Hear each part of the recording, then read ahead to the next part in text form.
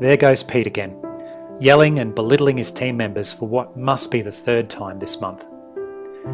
That there is Jenny, Pete's manager, the one looking uncomfortable in the corner. She knows that all eyes are on her and that they're expecting her to do something about these constant outbursts. But it isn't easy. Yes, she could start a performance management process against Pete, but this isn't like him. In fact, there's been a lot of things different about Pete of late. He's been extremely irritable. He's been late to work more often than not, and he's missed deadlines on tasks that previously were no issue for him. And so far, he's avoided any attempt to talk about what's going on.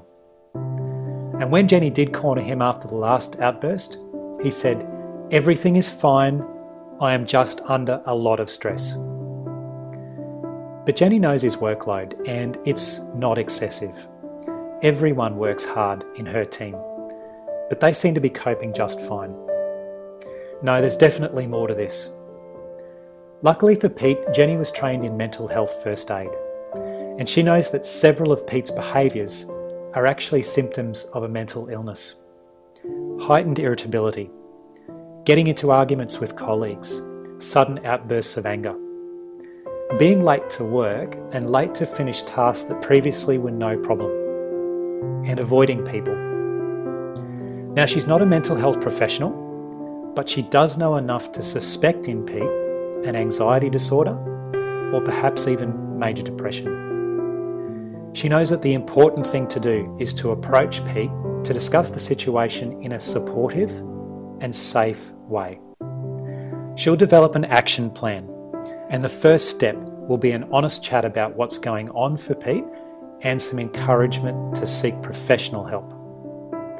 Now, these conversations are difficult to have, but as colleagues and leaders, we must confront them. And better now than later, when it may be too late. The impact of a mental illness is not limited to the individual who has it. In time, their behaviour will affect team members, internal stakeholders, and eventually, customer service will suffer. We know that 1 in 5 adults will experience a mental illness in a 12-month period, and that you could be the first and only person that someone with a mental health issue feels they can talk to. So please be on the lookout for these warning signs among your colleagues and direct reports, and be ready to seek assistance.